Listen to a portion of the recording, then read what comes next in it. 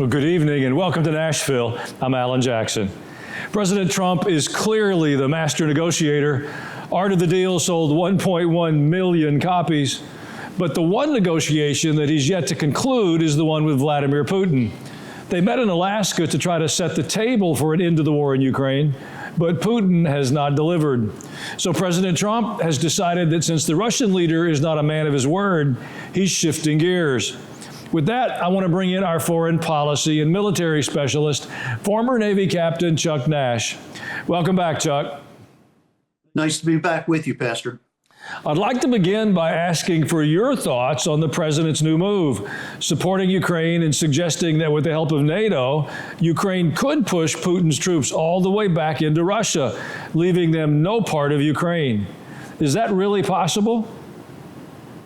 I think that would be a real stretch to push them all the way back out of Ukrainian territory. I think what's going to happen is, as we've talked about in previous visitations together, that they're going to have to give up something. The Ukrainians are going to have to give up because Putin, he's all in. He's lost a war's worth of people. This is 4 years this has been going on now. And the Russians started with about 8 million men in their 20s. Probably 500,000 to 750,000 deserted rather than going into the military. And then he drafted the rest of them. So they're running out of a generation. They're just chewing them up. So he's all in, Pastor. That's all I can tell you. He's all in. He's got to be, because if he weakens, then his hardliners they'll throw him out of power. And he's not going to allow that to happen. Well, some of the NATO countries have expressed their displeasure with Russia as well. Finland's prime minister has been very clear about it. Of course, Russia is a threat. We can see what they have done against Ukraine. And also in Finland, we have seen many hybrid attacks. We have seen sabotage in Europe. So we are not in the war, but we are under attack. Well, that said, do you think these NATO countries are genuinely prepared to fight Russia? I think they finally are. They've been addicted to Russian energy, gas and oil for so long. And President Trump told them years ago, if you don't break this, you're going to be hooked. And then the Russians are going to control you.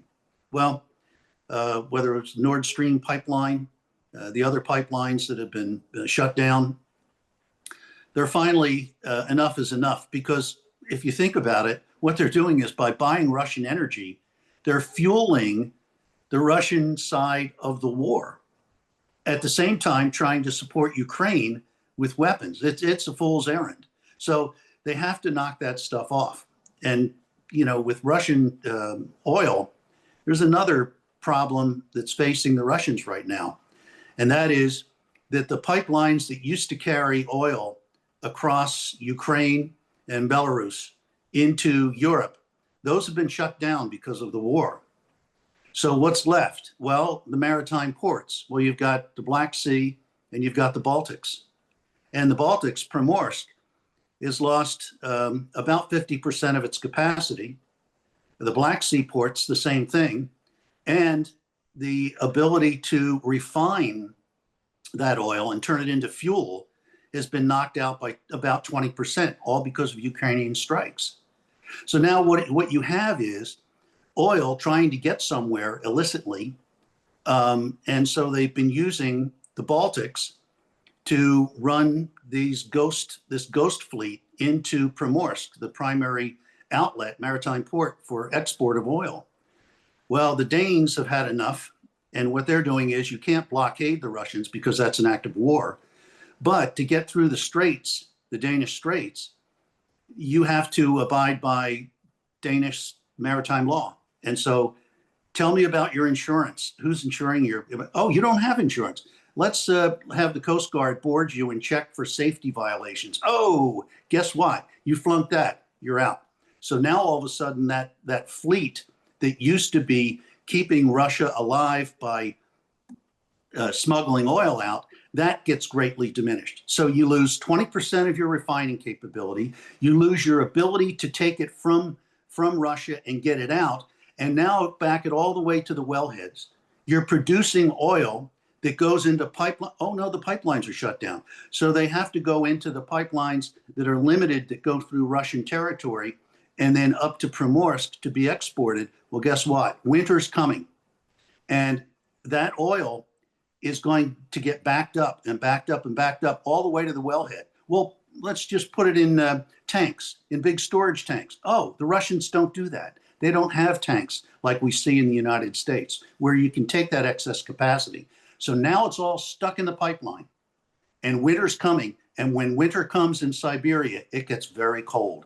And if that crude freezes in those pipelines, it'll be disastrous, absolutely disastrous. And you're going to have to re-drill all those wells. You can't just heat them up and start them again. You have to re-drill it. Where do you get the drilling equipment? Where do you get the expertise?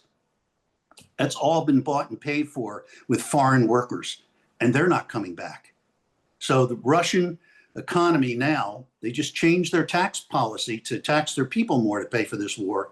They're losing their ability to export. And if they lose those wells, and now they can't even be a commodity country anymore, it could be the absolute implosion, which brings us to a point of, what does Vladimir Putin do then when he's backed into a corner, when everything is falling apart and the ceiling's caving in on him? What does he do? Does he look to try to end this thing to save his country? Or does he do something rash? That's what we don't know. Do you think that if Russia was allowed to keep some portion of Ukraine, these NATO countries would be the next target? That's a good question. I don't think that Putin would dare to go against NATO, because he's lost so much that this is probably the last war that Russia can fight. Because just looking at the demographics, Pastor, they've wiped out a large portion of the healthy fighting age men in Russia, and certainly in Ukraine. And the West is united in its stand against the Russians. So this is the last hurrah. And I've heard people say that the reason why they're fighting this war is because they realize the demographics are working against them. And if they don't plug up the easy access routes into Russia from Europe, that they remain vulnerable to invasion from Europe, which I think that's foolish. They're grinding up young men for nothing, and they stand to lose their entire country because of it. Well, the war has gone on for a long time now, but an escalation is likely to create some fears of even wider battle, particularly if NATO's brought in, and then Russia with Iran, China, and North Korea behind it. Is this heading towards a world war? It could. It very well could. And I think it would happen, as one economist said, how do you go bankrupt? Gradually and then all at once. That's how a war could start. A world war could start gradually, on the edges, in Ukraine, and then expanding through some accidental or misinterpretation.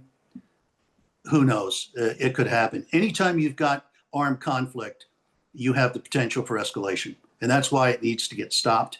And that's why President Trump, even during the campaign, was talking about getting this thing stopped, and stop the killing, stop the killing. And he's right. That's what we need to do. Well, we need to take a short break right now. Consider using this time to send us an email at ajnow.com. There's an easy to use link there. We enjoy hearing from you. We'll be right back.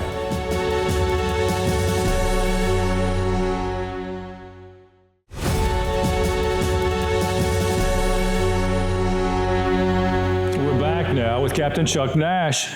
I'd like to move to Israel and what's left of Hamas. President Trump and Israeli Prime Minister Benjamin Netanyahu met and agreed on terms to try to end the war with Hamas. The people of Israel lived through a massacre. 48 Israelis are still being held, only 20 of whom are still believed to be alive. I'm sensing that the Prime Minister wants to do whatever he can to get the hostages home before another October 7 passes. My question is, can they get Hamas to agree? Well, I think the president has put a lot of pressure on world leaders, and Hamas certainly has to understand that it's not just the United States and Israel that are working against them. Because if you look at the Arab nations, Muslim nations that have agreed to this and are supporting this, they're losing support throughout the Arab world. And that right there, as well as being decimated, their leadership decimated because of Israeli actions, both outside of the state of Israel and Gaza, as well as inside the Gaza Strip. They've been decimated. One leader, Hamas leader, has said that they've lost control of some areas, and now there are armed clans that are taking up weapons against Hamas inside the Gaza Strip. So there is pressure on them across the board. They better do more than just take a look at the 20-point plan. They better sign up to it, because it's either that or total annihilation. And the president has said on record publicly that if they don't take this up, that they will back the Israel plan, and the Israeli plan is total annihilation of Hamas. Well, let's turn to the trouble we're having here at home. Criminals with repeated offenses have all too often been caught and released, and as a result, they caused even more trouble. Listen to the father of Logan Frederico, the young girl who was murdered by a guy who clearly should not have been left to wander our streets. He was committing 2.65 crimes a year since he was 15 years old, but nobody could figure out that he couldn't be rehabilitated. Well, you'd have to put him in prison to see if he could be rehabilitated. Isn't that the idea of prison? But no, my daughter wanted to be a teacher. She finally figured it out 2 weeks before she was executed. It's a complete failure of our justice system. President Trump has been assigning the National Guard to help clean up this mess. As you've seen, a lot of Democrats are still pushing back. Is there any way to explain why so many liberals would rather have criminals on the street instead of in jail?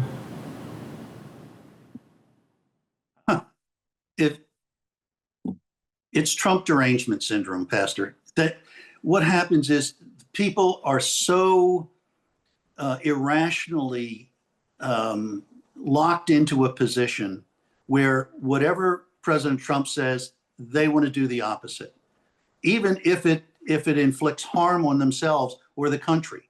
There are those who are on the left who are hoping for a recession, if not worse, just to say, see, I told you so. Instead, stock market's booming, the economy's doing well, and it's killing them. So they have to look elsewhere. And where else can they look? If you look at, even in the red states, there are blue cities, and those blue cities are all having problems.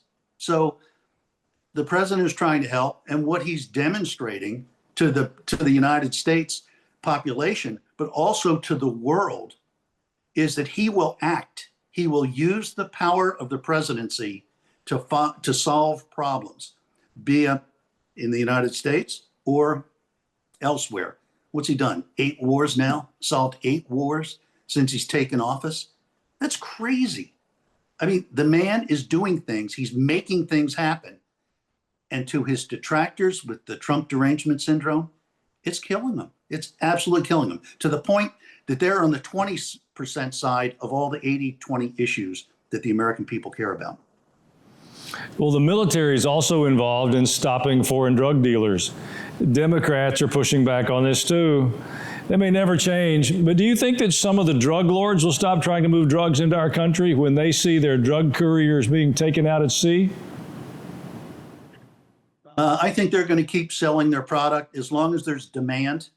They're going to try to work supply. They're going to work the supply side for the demand. We have to look inside our country too, and find out some programs that are going to work and start talking to kids early, because what they're doing, these drug lords, you don't make a good market by killing your customers, but that's not all that's happening here. There's a total war going on. The Chinese are running it right under our noses.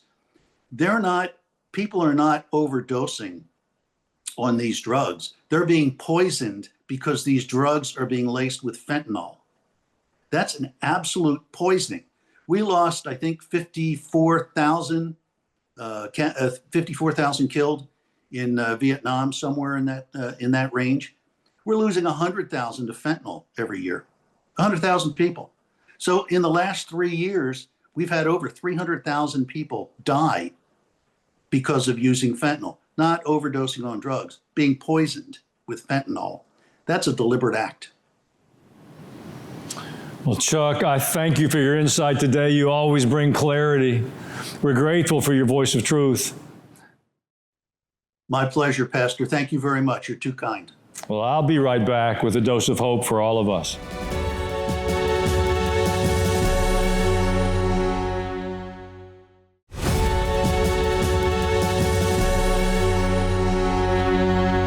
It seems to me that there are waves of deception that are crashing over our lives in this season.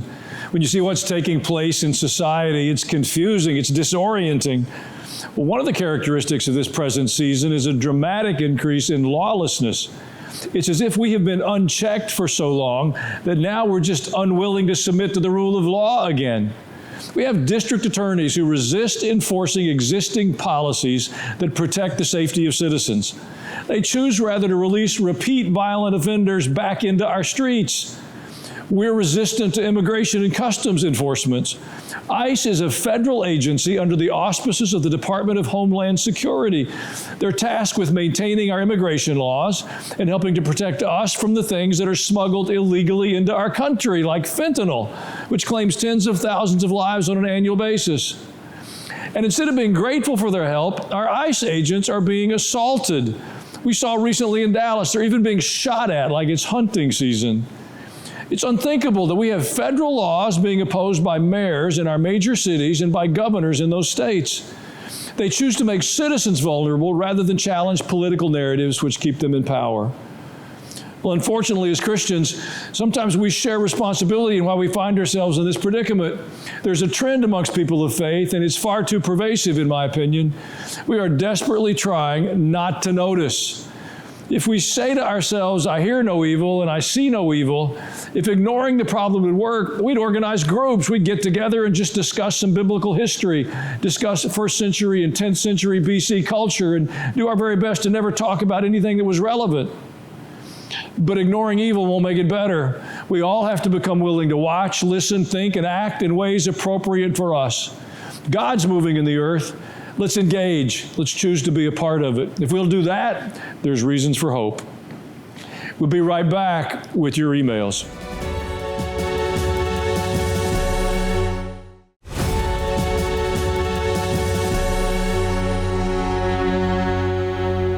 Thank you for spending a few minutes of your day with us. Just a reminder, if you ever miss a live broadcast, you can always go to ajnow.com. There's a full archive there.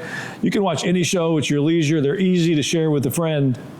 And thank you for your emails. They're always a highlight. Sherry B. from Texas said, thank you for all you do. I listen to you both day and evening. The Let's Pray thing has worked. My other attempts at witnessing, not so much. Well, I'm glad to know that prayer works. I agree. Witnessing is not as hard as we think. Really, what we want to do is just tell what God's done in our lives. We don't have to be theologians or biblical experts. We've all got a God story. God's helped all of us, and if we'll share those stories, it opens the possibility in the lives of others as well. May Lee from South Carolina said, thank you for having Gordon Chang back on the program. He provides the most accurate analysis of China and its relationship to the U.S. We need to pray for the Chinese Christians. Thank you again, Pastor, for having on Gordon Chang. Well, I couldn't agree more. We need to pray for the believers in China. We need to pray for the persecuted Christians around the earth. You know, we live in a nation where there's still a great deal of protection, but many of our brothers and sisters do not enjoy that. They deserve our prayers. Then there were a couple of viewers on the YouTube episode with Callie Means with this comment, we're grateful for this serious subject is making itself known. People need to wake up on how the pharmaceutical companies and doctors are treating the symptoms, not the cure. Agreed completely. You know, I think Bobby Kennedy is changing the conversation. If we'll have the courage to stand with him in what he's doing, I think we're going to get healthier food and a healthier response from the pharmaceutical companies. We'll be the beneficiaries, and so will our children and our grandchildren. It's worth paying attention and using our voices. Thank you for your emails. They're always a highlight. I'm Alan Jackson, and you have a wonderful evening.